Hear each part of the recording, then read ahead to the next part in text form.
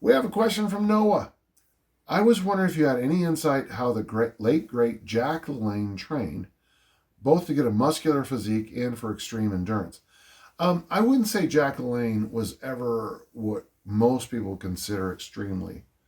Um, he was he was a small man. He was in great shape. I watched him as a child because, as I recall, the show was filmed out of San Francisco, and as I recall, and if you go to YouTube, he'll tell you how he trained. A whole bunch of his videos are on YouTube, and the one he talks about, these are poisonous foods, and he's got white sugar and white flour in there. I still laugh because in the 50s and 60s, he was way ahead of everybody else on how terrible sugar and white flour were ultimately going to be.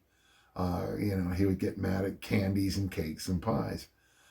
He was a volume guy. I remember Dick Notmeyer telling me one time that he had a standing bet that nobody could follow his workout. But even then, I was in junior college, and I thought, well, technically it'd be really hard for many people on the planet to do my workout.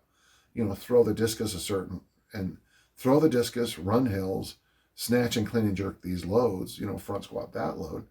It'd be really, there's not many people on the planet who could do that.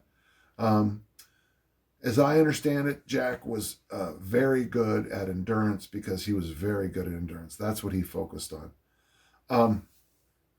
Noah follows up with what Jack would tell you. I definitely need to work on the eating better side of things, which he was a master of. Yeah, I know that he got into those juicing and stuff like that. I don't know if he was always into it. One of the problems you'll have with any TV personality is, I don't know, there's no other way to say it.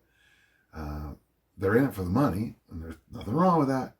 So when you get hired to talk about a juicer or a machine that does something, you're getting paid by the company to say it's the best thing you've ever done, which is always very strange. But there really isn't all that much information on how he trained, other than the fact that he trained nearly every day, which he did, and incorporated both weight training and swimming into his routine.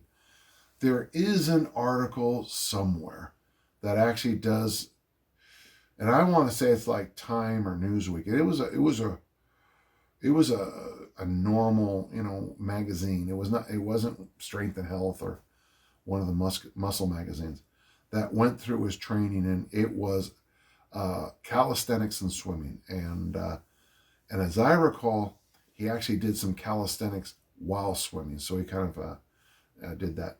I hope that helps. That's all I know. I know that he trained long and hard, and if this is true, I got to be careful here. But as I understand it, he had a brother who I think ran a restaurant, or he was in the food industry somehow, who never trained, never took care of his health, and actually lived longer than Jack. So I've heard that's true, and I use that example all the time when I talk about the importance of genetics when we talk about longevity. Gosh, I hope that helps. Thank you.